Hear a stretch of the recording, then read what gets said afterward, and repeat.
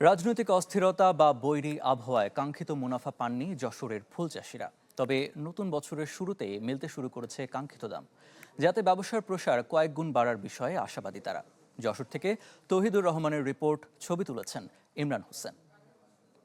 Design, elegance, beauty, সেরা পণ্য সবার জন্য। জেভিকো।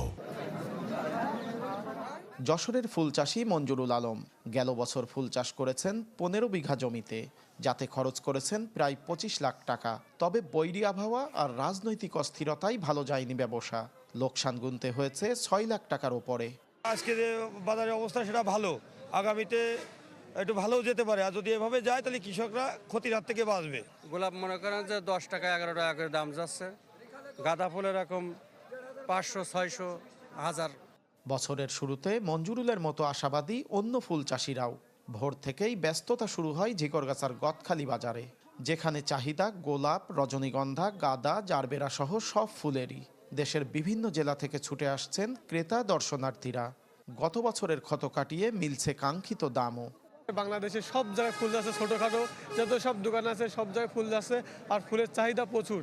এত ফুল একসাথে খুব রেয়ার আর কি পাওয়া যায় না দেখার জন্য। আনকমন অনেক ফুল আছে এখানে। এখানে অনেক সুন্দর ফুল পাওয়া যায়, এত সুন্দর ফুল আসলে কখনো দেখা হয়নি।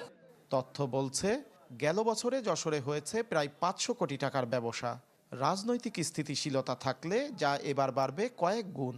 ফুলের দামটাও অনেক ভালো পাইছে। সব মিলিয়ে আমাদের বর্তমান বছরটা অন্য অন্য বছরের তুলনায় আমরা অনেক ভালোভাবে বেচা কেনা করতে পারিছি, অনেক বেশি দাম পাইছি।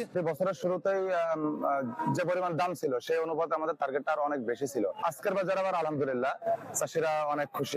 কৃষি বিভাগের তথ্য মতে যশোরে বাণিজ্যিকভাবে ফুলের চাষ হয় প্রায় 650 হেক্টর জমিতে, যার সঙ্গে জড়িত 1 লাখেরও বেশি মানুষ।